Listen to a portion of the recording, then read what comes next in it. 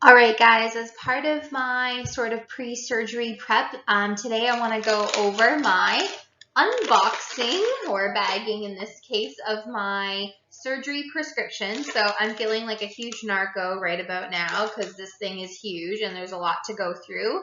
And by all means, you're going to consult with your doctor and you're going to make sure that obviously they provided the prescription and made all the recommendations of what you require for your surgery. So what my doctor is giving me might be different than what your doctor might use or suggest. But in any case, this is literally sealed from the pharmacy with everything that apparently I need. So luckily we are located in Canada. We have benefits that provide us free prescriptions. So I actually didn't have to pay for any of this. I did have to pay, I think it was like $13 or so for some of the non-prescription items that we'll go through. But in any case, we're really lucky. If you're watching some of the American videos, you're going to probably see that people budget hundreds of dollars extra on top of their surgery costs just for their prescriptions. But luckily here in Canada, all these prescriptions should be covered and you wouldn't have to worry about the cost of them. And on top of that, we have extended benefits, which I don't even think they had to use. But in any case, this was the prescription that the doctor sent right to my pharmacy. I deal religiously with my local IDA pharmacy. They are absolutely amazing to work with. So they went ahead and they sent this prescription right to my pharmacy.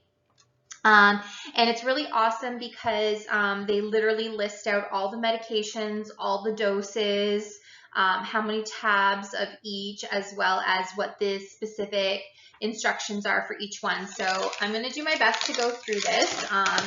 The first thing that is on the list here is Dexedin. This one was, there was a cost associated with this one. It was part of the whole $13 that I spent, which included this as well as a couple of non-prescription items. But this is what they want me to wash my body with and shower with the morning of surgery. So I will read it a little bit more thoroughly, but basically it says apply and swab in a circular motion from the incision outward and allow the skin to air dry. So it sounds like you can use this to actually clean wounds, but my understanding is that my doctor actually wants me to actually bathe in this prior to surgery. So on here it says Dexedin, 450 milliliters, 1 bottle, use as directed, antibacterial cleanser. So I think I'm supposed to use some of this on all the areas sort of during my shower, and then I'm pretty sure I get to keep this afterwards for just sort of cleansing any particular areas of need after surgery. I've also, and you'll see this in my, post-surgery bag of items, I've also picked up hydrogen peroxide because I understand that that's also really good for cleaning the wounds as well as for cleaning any stains that might end up in the binder, because I hear that some of those binders can become pretty gnarly with excrement. So I've also picked that up. All right, next thing we have in here is, lorazepam. So this is pretty potent stuff. My understanding is that this is sort of like an anti-anxiety medication to sort of knock me out prior to surgery, kind of cool me down a bit, make sure I'm not feeling aggravated or anxious at all. And I've literally never taken anything like this in my life. So lorazepam, there's 10 of them in here, 1 milligram tabs, and it says to dissolve 1 to 2 tablets under the tongue when needed at bedtime. So my understanding is that I can literally take this before the surgery to help with any sort of anxious feelings, and I can also take it after the surgery if I'm feeling anxious at any point about what I'm going through. So we'll have to see if I actually need to take that or not. I do remember when I had laser eye surgery, they gave me like a really mild anxiety medication, and I still was like really, really nervous. So whatever they provided, I didn't think was quite good enough. So I actually think it's a good idea that they've given me this, because knowing myself, I'm probably going to need it. All right, the next couple of medications that I want to talk to you about are for pain. So very commonly, your doctor will likely prescribe some pretty heavy pain medication. So mine gave me oxycodone. They're not heavy ones. They're only 5 milligrams. And it says you can take 1 to 2 tablets by the mouth every 4 hours as needed. So my understanding is that a lot of women try to avoid taking this, or if they do take it, they try to only take it for like the first few days, and after that they try to really not have to take this anymore, because these are the medications that back you up.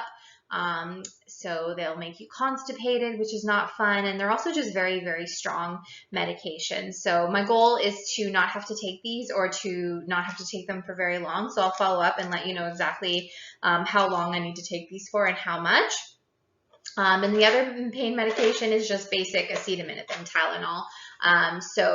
Sometimes if this isn't enough, or if you need like a little boost in between that 4-hour period, you can also add on some Tylenol, from what I understand. And then eventually, if you really don't need this strong medication, you can just start using extra strength Tylenol. So your doctor will advise you in terms of pain management, what you need to take, what you should take, and I'm sure your body will also tell you when you need it. So from the different blogs I'm reading, definitely people start out taking these, and then eventually they're able to get away with just extra strength Tylenol alone. So with that in mind, pain medications, they back you up. So the other thing I have a prescription for is a stool softener. This one's called Soflax. I've heard that Restoralax and Senecot can also work just as well. I would imagine that this is the one that my doctor is recommending. And I'm actually supposed to start the stool softeners a couple of weeks prior to surgery, just to help keep my system regular. And also to ensure that I am not constipated going into surgery, because apparently pooping after surgery, after a tummy tuck, is like the worst feeling ever. So they want to keep you regular so that you don't have any issues. The next section of medications, 1, 2, 3, 4, 5 of them actually, they're all basically anti-inflammatories, antibiotics. One of them is apparently to help prevent blood loss. So there's a whole bunch of them here. They all have different dosages at different times, and different names associated with them. Once again, I'm not going to go through like specifically which ones they are and how much to take of each, but I'm sure your doctor will also prescribe for you a bunch of medications that you need to start just before the surgery and then days after the surgery, all related to inflammation, and antibiotics to prevent infection. And then there's, like I said, a blood loss one here that you need to take before the surgery to help prevent excessive blood loss.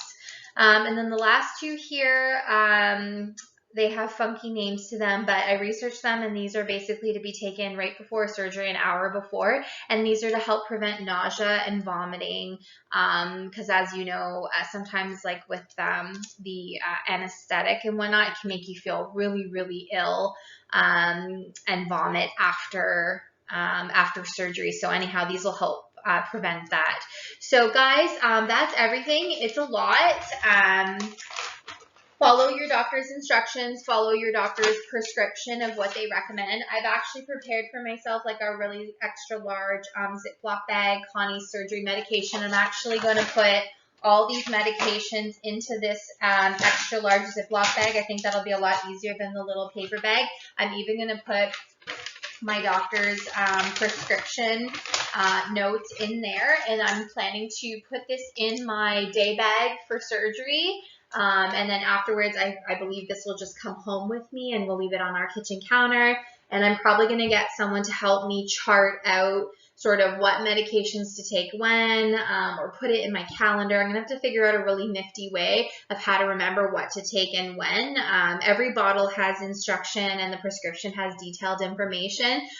You will need some support in terms of having someone remind you what to take, when to take. So make sure that you discuss this with your partner or whoever your caregiver is going to be after surgery, so that they can help make sure that you keep up on all of this.